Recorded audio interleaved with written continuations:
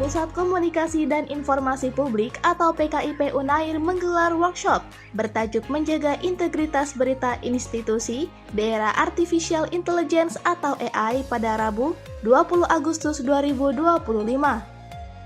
Kegiatan yang berlangsung di Auditorium Chandra di Muka, gedung kuliah bersama kampus Mercy Unair tersebut mengundang Julianus Andre Yuris, jurnalis Tempo.com sekaligus Ketua Aliansi Jurnalis Independen atau AJI Surabaya sebagai narasumber utama.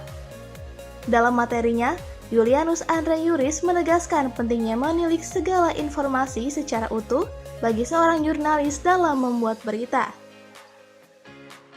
Dari Auditorium Chandra di Muka, gedung kuliah bersama kampus Mercy Unair, Unair TV melaporkan.